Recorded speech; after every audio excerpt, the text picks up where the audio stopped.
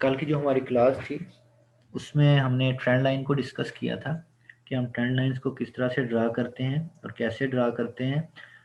और एंड पे हमने कुछ ये भी देखा था कि इनको जो है वो ट्रेड कैसे किया जाता है। ठीक है, दो तरह से ट्रेंड लाइंस को जो है वो ट्रेड किया जाता है। एक बात, जब मैं कल ट्रेडिंग की बात कर रहा था तो किसी ने वो बाद में मेरे से आगे पूछी थी, तो मैंने उससे यही कहा था कि कल क्लास में बता दूंगा। वो कह रहे थे जब मैंने दो तरह की ट्रेडिंग की बात की थी ना, कि दो तरह की ट्रेडिंग होती है, एक ब्रेकआउट आप ट्रेड करते हैं, दूसरा आप पुल बैक्स को ट्रेड करते हैं या बाउंस बैक्स को ट्रेड करते हैं। तो उसने कहा था सर पुल बैक्स को हम कैसे ट्रेड कर सकते हैं या बाउंस बैक्स को कैसे ट्रेड कर सकते हैं।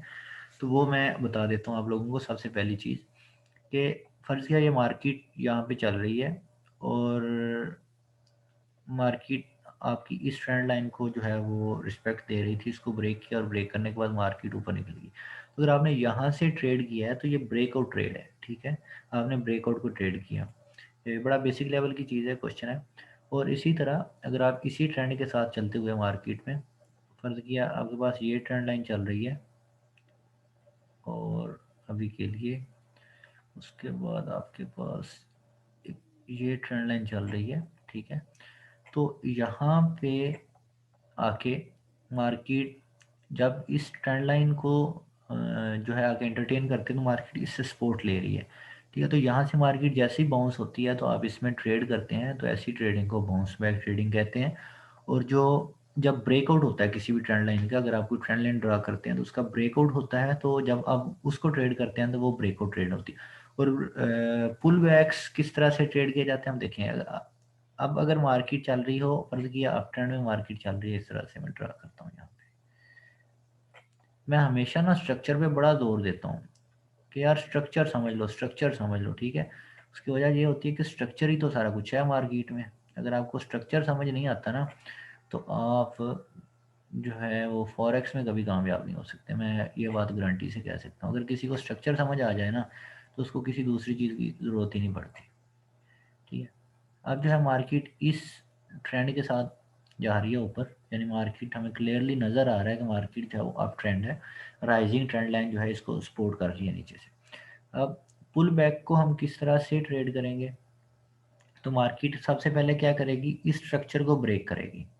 ठीक है, अब मार्केट अब अगर होता ये है कि मार्केट में आपने सेलिंग की एंट्री लेनी है जब स्ट्रक्चर ब्रेक होगा। अब आप यहाँ पे स्ट्रक्चर ब्रेक होके आ गया मार्केट, तो क्या आप इस जगह से सेल करेंगे?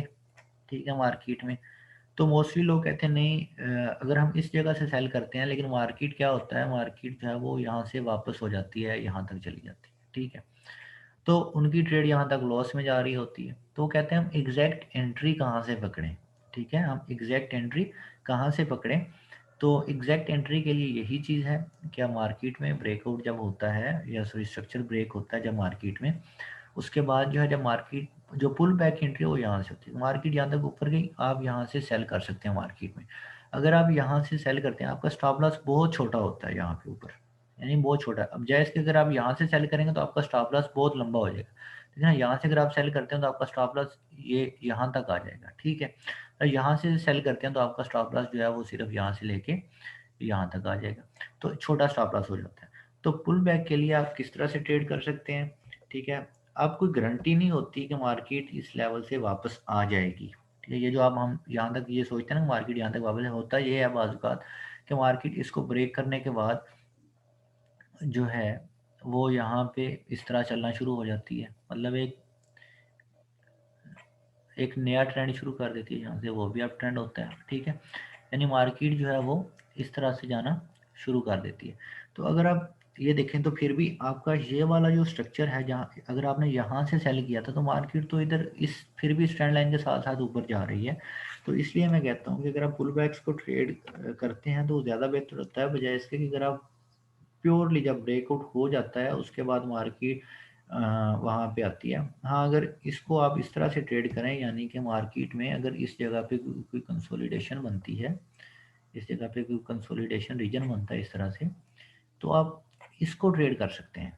ठीक है, या फिर कुछ लोग जो हैं जब वो ब्रेकअप स्ट्रक्चर हो जाता है उसके बाद वो फिबोनाची का यूज़ करते हैं। फिबोनाची लेवल्स को यूज़ करने के बाद फ़र्ज़ किया वो यहाँ से लेके यहाँ तक जो है वो फिबोनाची ड्रा करते हैं और फिबोनाची लेवल्स को लेके जो है वो अपनी ट्रेडिंग करते हैं।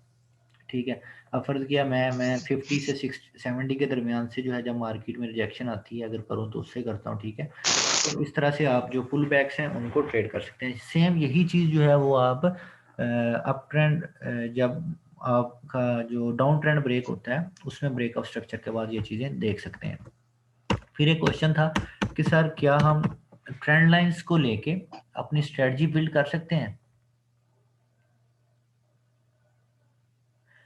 What is included in the structure? Sir structure में क्या क्या होता है? अपने जिस्म के ढांचे में देख लें क्या क्या चीज़ इंक्लूड है, कुछ भी बाहर नहीं होता स्ट्रक्चर से, ठीक है।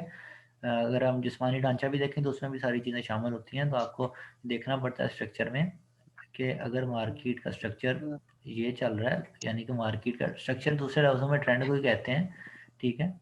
तो ऐसे स्ट्रक्चर में मार्केट किसी साइड की नहीं है, ठीक है, लेटी हुई है, बीमार है समझ लें। अब यहाँ से देखें कि साइड पे निकलती है, या तो डूब जाएगी या ऊपर पार हो जाएगी, ठीक है।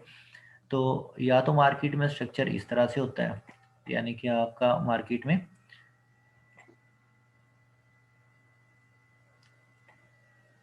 इस तरह का स्ट्रक्चर है। अगर इस तरह का स्ट्रक्चर है तो आपको ये चीज़ नज़र आ रही है कि मार्केट जो है वो अप ट्रेंड में चल रही है, ठीक है। अब अगर इसके अगेंस्ट स्ट्रक्चर है, उल्टा स्ट्रक्चर है, तो तब आपको मार्केट में पता चल रहा है कि मार्केट जो है वो डाउन ट्रेंड में है, यानी कि आपके जो हाईज हैं वो भी अमेंड नहीं हो रहे लेकिन लोज हैं वो अमेंड हो रहे हैं। देखिए ना, लो से नीचे लो लग रहा है लेकिन हाई जो है वो ऊपर ही है, हाई से नीचे हाई लग रहा है, ठीक है। लोअर लोज और लोअर हाईज आ रहे हैं तो आपका डाउन ट्रेंड है, ठीक। काइंडली यार ये अपने माइक बंद किया करें, ये मुझे बार बार कहना पड़ता है, ठीक है। अल्लाह,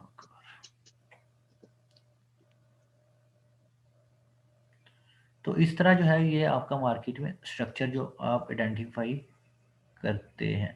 स्ट्रक्चर का मतलब ये हाँ जी, आप ट्रेंड ही देख लें, मैं आपको बता देता हूँ इसको लेके।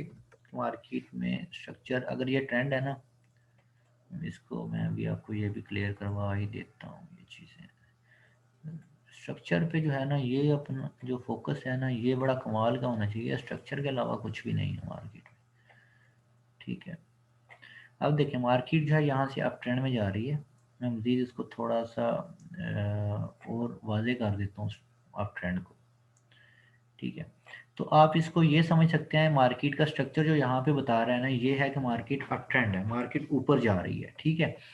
अब होता ये है कि अगर हम कहें कि मार्केट ने डाउन साइड पे आना है या ट्रेंड चेंज कर ले, वो कब कहते हैं? जब मार्केट यहाँ से लेके इस स्ट्रक्चर को ब्रेक करती है, यानी ये वाला जो मार्केट के पास प्रीवियस हाई होता है ना, जो प्रीवियस लो होता है, सिग्निफिकेंट लो हो, ये ना हो कि ऐसे आता जाता लो, सिग्निफिकेंट लो हो, तो अगर उस लो को ब्रेक करती है तो हम कहते हैं मार्केट में स्ट्रक्चर ब्रेक हो गया है, ठीक है। या दूसरी जो चीज़ होती है, मार्केट बाजुकात होता यूँ है कि इसको ब्रेक नहीं करती इस वाले लो को, और इसके सेम उसी जगह पे आती है, यानी इसको वो इस रीजन को वो एक सपोर्टिव रीजन के तौर पे लेती है, उसी जगह पे आती है, आने के बाद मार्केट जो है यहाँ से वापस हो जाती है। यहाँ से वापस होने के बाद इस वाले हाई को अमेंड नहीं करती, अगर इस वाले हाई को अमेंड कर दे फिर मार्केट में दोबारा से जो है वो आपके पास अप ट्रेंड ही है, आपका ट्रेंड चेंज नहीं हुआ, ठीक है।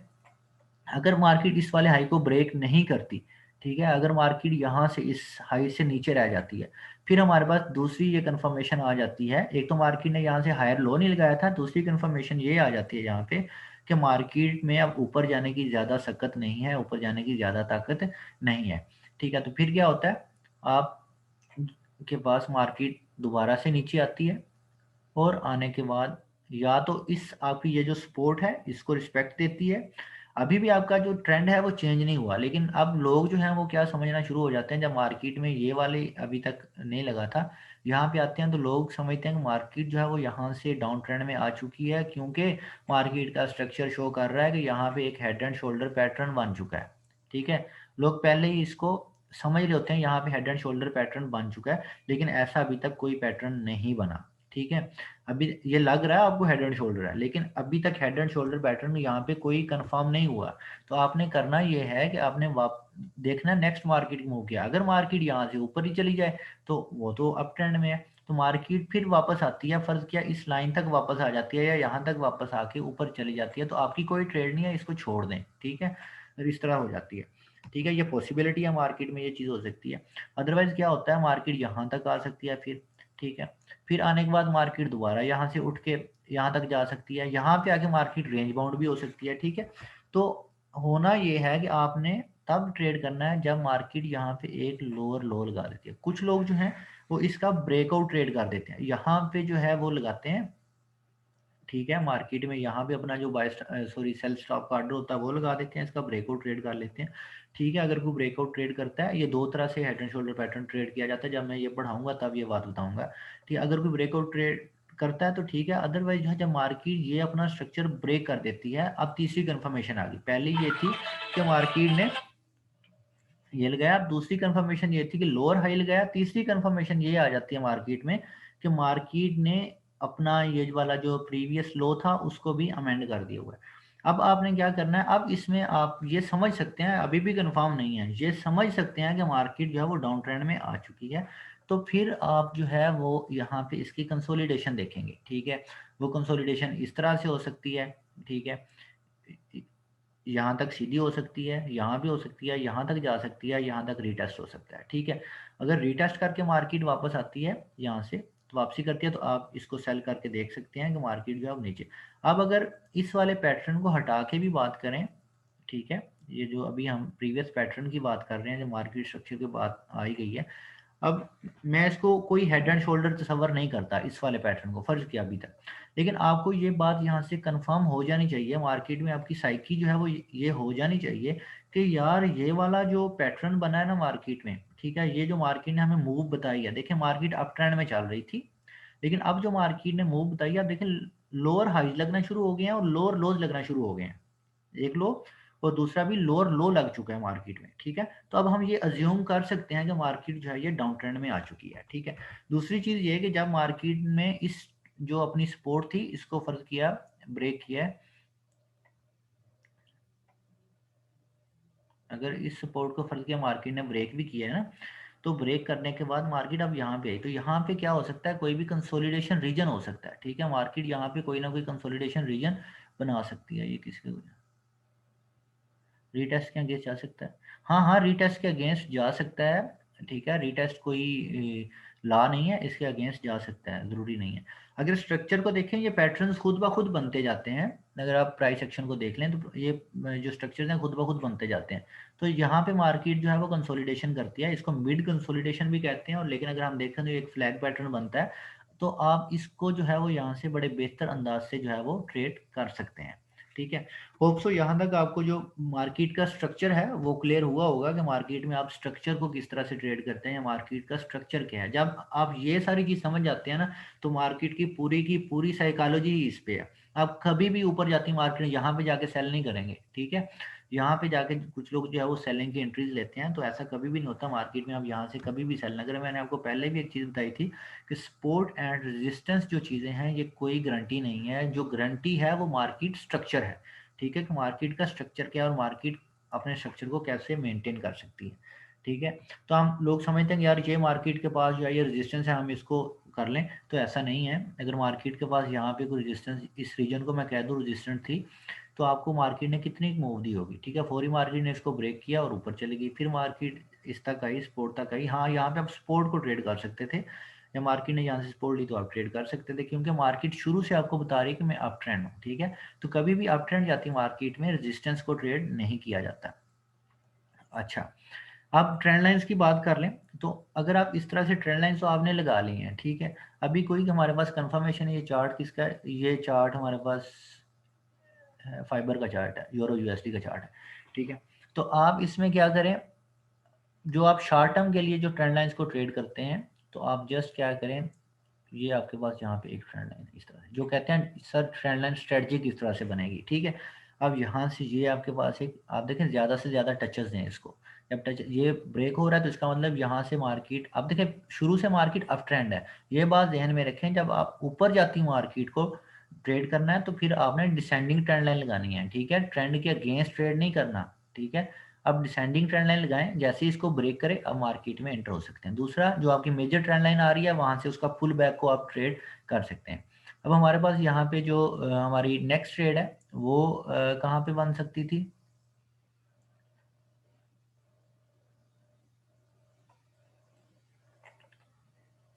यहाँ पे अगर आप देखें तो ये भी आपके पास एक बेहतरीन जो है वो ट्रेंड लाइन बनती है और यहाँ से इसका ब्रेकआउट भी आप ट्रेड कर सकते थे। ठीक है, तो इस तरह से मार्केट के अंदर जब भी आप शॉर्ट टर्म के लिए ट्रेड करते हैं तो ट्रेंड लाइंस लगा के इस तरह से आप इसकी स्ट्रेटजी बना सकते हैं। आप बेशक इसी चीज़ को छोटे टाइम फ्रेम में जाके देखें, आपको ज़्यादा ट्रेड्स नज़र आ सकती हैं। छोटे टाइम फ्रेम की अगर बात करें तो आपको ज़्यादा ट्रेड्स नज़र आ सकती हैं, आप उनमें जो है वो ट्रेड्स कर सकते हैं। ठीक है, इस तरह से। ठीक है, ये H1 टाइम फ्रेम है। ठीक है, उसमें देखें कितनी स्मूथली। तो छोटे टाइम फ्रेम्स में जो है वो रीटेस्ट के चांसेस जो हैं वो बहुत कम होते हैं मार्केट में। तो अगर आपको लगता है कि आप छोटे टाइम फ्रेम्स में अच्छे से ट्रेड कर सकते हैं तो आप इसको ट्रेंड लाइंस को इस तरह से यूज़ कर सकते हैं। ठीक है, तो आप कहीं पे भी जो है वो मार्केट के अंदर ट्रेंड लाइंस को ड्रा करें। जब ऊपर जाती मार्केट है तो आप मार्केट में जो जब भी ट्रेंड लाइन को ट्रेड करेंगे तो अगर आप ब्रेकआउट के लिए ट्रेड करेंगे तो डिसेंडिंग ट्रेंड लाइन को ट्रेड करेंगे। ये बात जहन में रखें हमेशा के लिए। होप सो यहाँ तक जो है मेरी बात आप लोगों को क्लियर होगी होगी कि आप ट्रेंड में जाती मार्केट में आपने ट्रेंड लाइंस को किस तरह से ट्रेड करना है। ठीक है, कहीं पे भी आप ट्रेंड लाइन लगाएं आप उसको ट्रेड करें कर सकते हैं। ठीक है, ये देखें यहाँ पे। ठीक है, तो अगर किसी का यहाँ तक कोई क्वेश्चन है तो वो पूछ सकता है।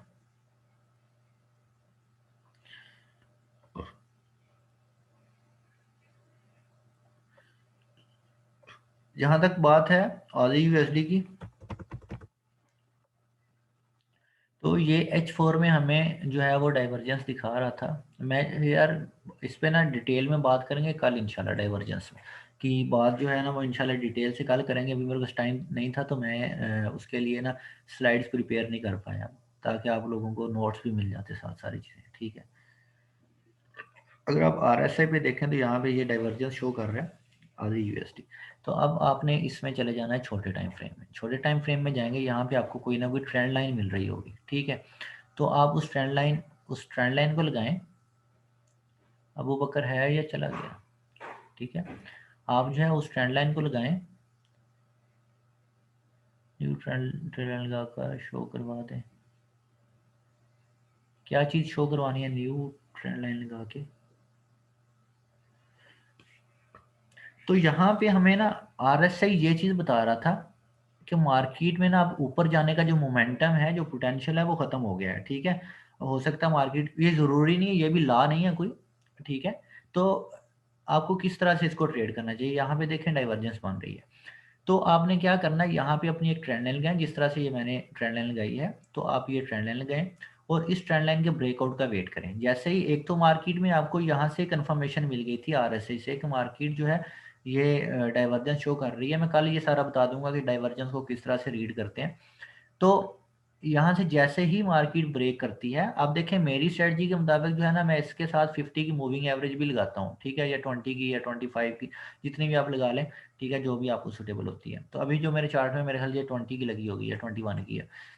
तो यहाँ पे जैसे ही मार्केट इस मूविंग एवरेज से नीचे आ जाए मेरे नज़दीक, ठीक है, और ट्रेंड लाइन ब्रेक करती है तो यहाँ से सेल कर सकते हैं। पहला जो टारगेट होता है वो नेक्स्ट स्ट्रक्चर होता है। मेरे पास प्रीवियस सपोर्ट यहाँ पे थी। ठीक है, मैं सपोर्ट रेजिस्टेंस को अपने टारगेट्स के लिए यूज़ करता हूँ। जो पहला मेरा टारगेट है वो ये स्ट्रक्चर था। तो जैसे ही मार्केट इस स्ट्रक्चर तक आती है, ये वाला जो है वो मेरी ट्रेड बनती थी यहाँ से।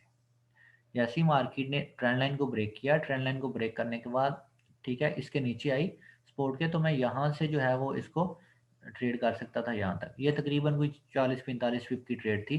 तो H1 टाइम फ्रेम में इतनी ही मिलती है। जब भी आप डाइवर्जेंस को देखें तो H1 से ऊपर ऊपर देखें। ठीक है, होप सो आधी USD का जो प्रॉब्लम था आपका अबू बकर आपको क्लियर हो गया होगा।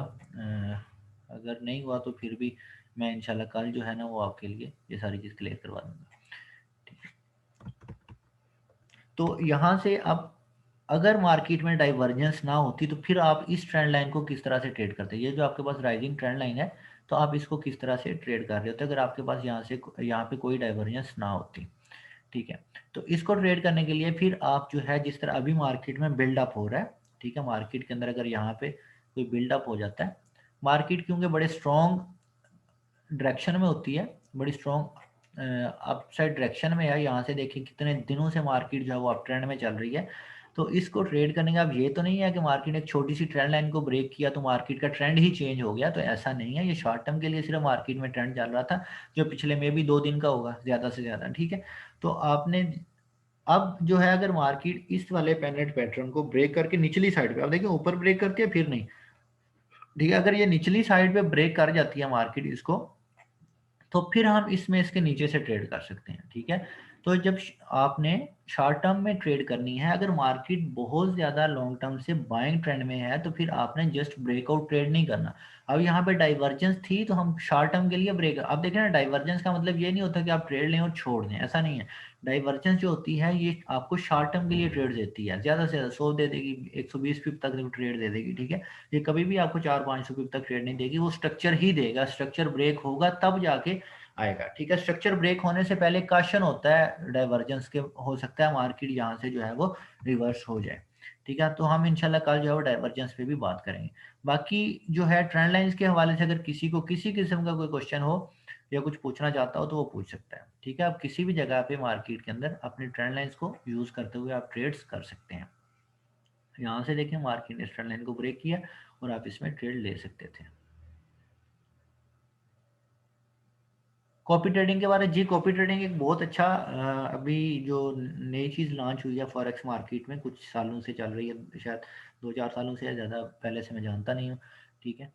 तो कॉपी ट्रेडिंग एक बहुत ज़बरदस्त चीज़ है। कॉपी ट्रेडिंग के हवाले से जो है ना मैं आपको ये बता दूंगा कि आप जब किसी भी बंदे को कॉपी करते हैं उससे पहले क्या क्या चीज़ें देखा करें उसकी, और फिर उस हिसाब से आप किसी की भी कॉपी ट्रेड लगाएं।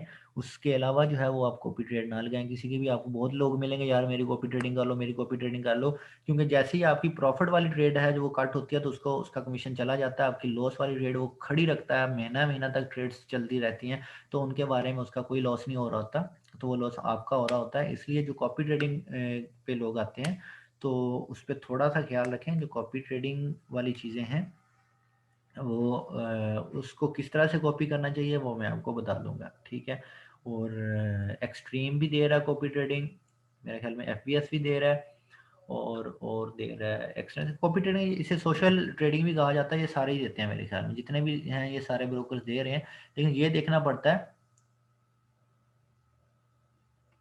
कि ट्रेडर जो है वो क्या कर रहा है। ये बड़ा अच्छा ऑप्शन है, जो न्यू ट्रेडर्स हैं उनके लिए भी बड़ा अच्छा ऑप्शन है। जी जी बिल्कुल, कॉपी ट्रेड्स आपको शो करवाएगा, आपके अकाउंट पे आपको नज़र आ रही होंगी कि आपके अकाउंट पे कौन कौन, क्योंकि जो वो ट्रेड अपने अकाउंट पे लगाता है ना वही सेम टू सेम आपके अकाउंट पे कॉपी हो जाती है, ठीक है। तो ये भी देखना पड़ता है कि वो मैक्सिमम लॉट साइज क्या लगा रहा है। अभी देखें ना, अगर वो लॉट साइज लगाता है 4.0 का, ठीक है, या 1.0 का स्टैंडर्ड लॉट्स लगाता है, तो आपके अकाउंट में सिर्फ $500 हैं, तो वो तो बहुत ज़्यादा फिर हैवी हो जाएगा ना काम, ठीक है। हो सकता है आपका अकाउंट फुरी वॉश हो जाए। तो ये चीज़ें देखनी पड़ती हैं, उससे कॉन्टैक्ट भी करना पड़ सकता है ये चीज़ें कि वो कितना जो है वो लॉट साइज यूज़ कर रहा है और आप कितना यूज़ कर सकते हैं। तो आप इसमें अपना जो रिस्क है उसको भी मेजर कर सकते हैं, जी मेरा मैक्सिमम रिस्क कितना हो सकता है। तो आप किसी भी अच्छे कॉपी ट्रेडर को कॉपी ज़रूर कर सकते हैं, ये बहुत अच्छी चीज़ आ गई है नेक्स्ट मार्केट में।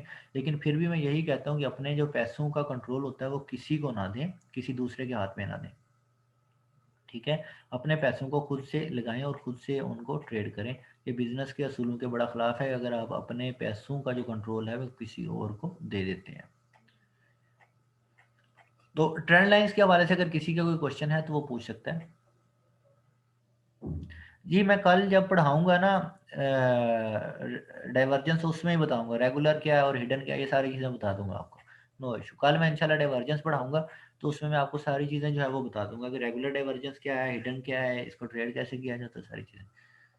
अगर किसी का ट्रेंड लाइंस के हवाले से या आज के सेशन के हवाले से किसी भी किस्म का कोई क्वेश्चन है तो वो पूछ सकता है अभी। यार ट्रेंड लाइंस कहीं पे भी आप ड्रा कर सकते हैं, नो इशू। जहाँ आपका दिल करे आप ट्रेंड लाइन को उठाएं और लगा दें, बस ये देखें यहाँ पे लगाएं, इसको ब्रेकआउट हुआ है, मार्केट ऊपर जा रही है, अगर आप पुल बैक, ओके ओके।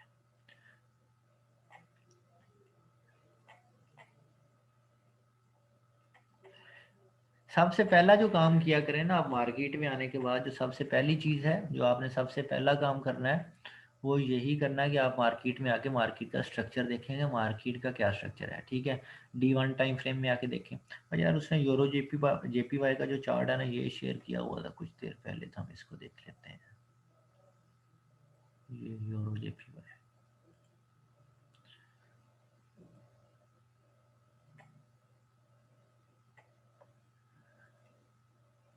ठीक है।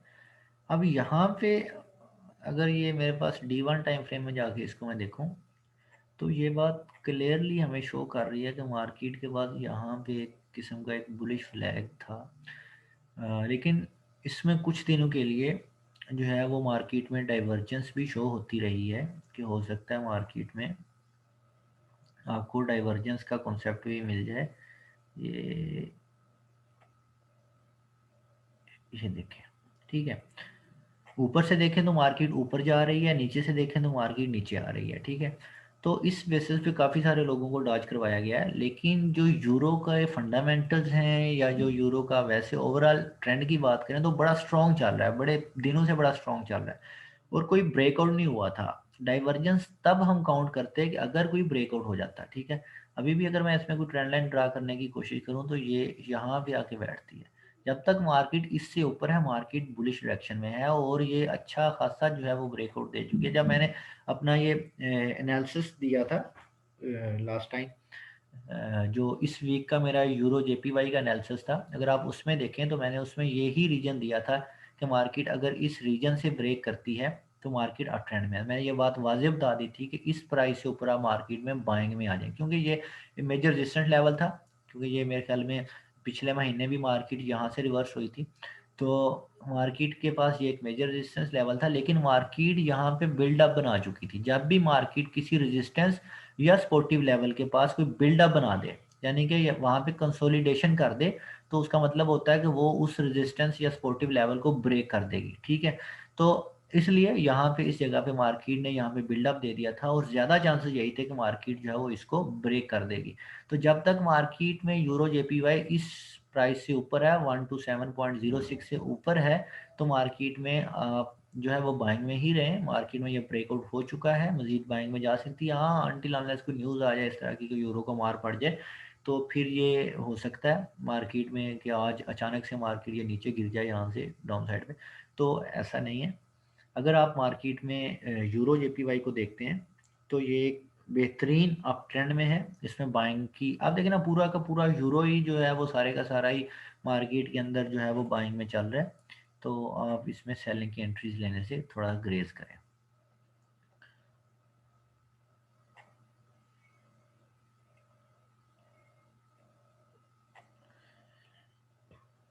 तो मार्केट के अंदर आके अपनी ड्राइंग किया करें, ठीक है। स्ट्रक्चर्स बनाएं और उनको ड्रा करें, उनको देखें, ज़्यादा उनको कंफर्म करने की कोशिश करें कि आपके जो स्ट्रक्चर्स हैं क्या उनको जो है वो रिस्पेक्ट मिल रही है।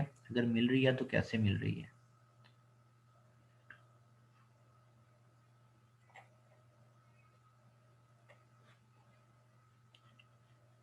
यूएसडी जेपीवाई भी ज़रा सर शो कर दे।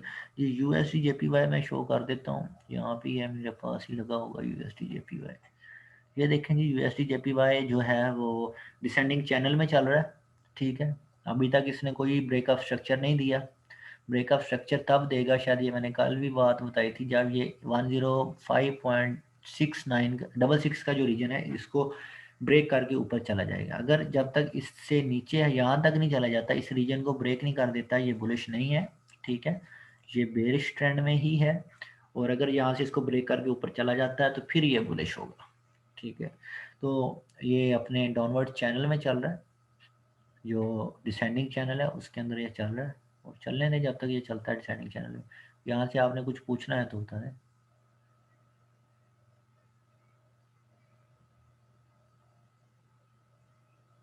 मेजर रेजिस्टेंस लेवल ब्रेक हो सकता है किसी जी। रेजिस्टेंस लेवल ब्रेक होने की कोई वजह नहीं होती, क्योंकि रेजिस्टेंस लेवल जो है ना, ये कोई लेवल नहीं है, मतलब कोई चीज़ नहीं है मार्केट के अंदर, ठीक है। इनको सिर्फ आप टारगेट्स लेने के लिए जो रखा करें, यूज़ करें। ये मार्केट के अंदर कोई ऐसी चीज़ नहीं होती। जो भी प्राइस है मार्केट के अंदर, कभी भी मार्केट ना ओवरबॉट हो सकती है, ना ओवर सोल्ड हो सकती है, ना किसी लेवल को सपोर्ट या रेजिस्टेंस मान सकती है। जिधर मार्केट ने जाना है वो मुंह रखती है, वो चली जाती है। ऐसा कोई इशू नहीं होता। अगर ये मैं निशानी बता देता हूँ, एक निशानी होती है कि आप जो है वो रेजिस्टेंस लेवल जो है वो आपका ब्रेक होने के करीब है। जिस तरह मैंने अभी अभी यूरो जेपीवाई में आपको बताया कि मार्केट अगर यहाँ पे आके कोई बिल्डअप बनाना शुरू कर देती है, आपके पास ये रेजिस्टेंस लेवल था, ठीक है, ये वाला। अब देखिए मार्केट जो है वो पिछले महीने में भी 2 बार 3 बार यहाँ इस रीजन में आई, इस महीने में भी कई दिनों से इस रीजन में मार्केट है, ऊपर नहीं तोड़ रही थी, लेकिन मार्केट ने यहाँ पे एक बिल्डअप दे दिया हुआ था, ठीक है। ये एक छोटी सी कंसोलिडेशन दे दी थी। आप अगर इस तरह की कंसोलिडेशन दे देना किसी रेजिस्टेंस लेवल के पास, तो आप समझ आया करें कि मार्केट जो है वो ब्रेक होने के करीब है। ज़रूरी नहीं है कि ब्रेकआउट करेगी, लेकिन पॉसिबल है कि मार्केट इसको ब्रेक करे और ऊपर चले जाए। कहीं पे भी अगर कोई रेजिस्टेंस लेवल आता है, रेजिस्टेंस लेवल के पास अगर मार्केट कोई बिल्डअप दे देती है, मार्केट कंसोलिडेट करती है, तो ये चीज़ वाज़ेह हो सकती है कि मार्केट यहाँ से, हो सकता है मार्केट उस रेजिस्टेंस लेवल को ब्रेक कर दे, क्योंकि वापस नहीं हो रही।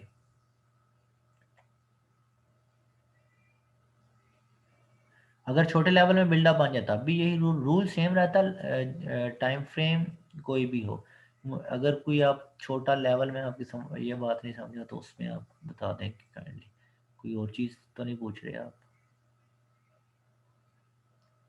मार्केट तेज़ी के साथ रेजिस्टेंस लेवल पे जाए और उसी तेज़ी के साथ वापस आ जाए ना, तो फिर मार्केट में 60-70% चांसेस होते हैं कि मार्केट जो है वो अ, उस रेजिस्टेंस लेवल को रेजिस्टेंस मान के वापस आई है, ठीक है। तो आप छोटी सी ट्रेड ले सकते हैं, फिर भी लंबी ट्रेड नहीं ले सकते, छोटी सी ट्रेड ले सकते हैं, ठीक है। अगर मार्केट वहाँ से वापसी नहीं करती और वहाँ पे बनाना शुरू कर देती है बिल्डअप, ठीक है, तो फिर आप ये बात समझ जाया करें कि मार्केट अब जो है ना उस रेजिस्टेंस लेवल को ब्रेक कर देगी। वो हो सकता है एक बारी में कर दे, वो हो सकता है नेक्स्ट में कर दे, ठीक है। तो मार्केट उस लेवल को ब्रेक करके ऊपर चली जाएगी।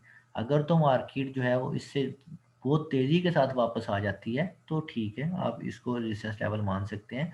लेकिन अगर वो यहाँ पे जाके छोटा सा बिल्डअप बना देती है, और बनाने को जिस तरह अभी मार्केट ने यहाँ पे बनाया हुआ था, तो मैं काफ़ी दिनों से कह रहा हूँ कि यूरो जेपीवाई जो है वो बाइंग में चला जाएगा। तो यही चीज़ है, ठीक है।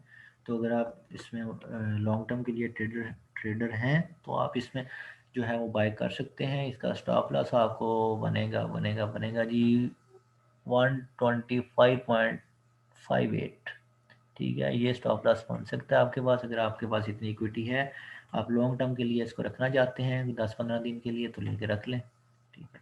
हो सकता है आपको अच्छा रिटर्न दे दे, स्विंग ट्रेड हो सकती है इसमें। और किसी का कोई क्वेश्चन है तो वो भी पूछ सकता है।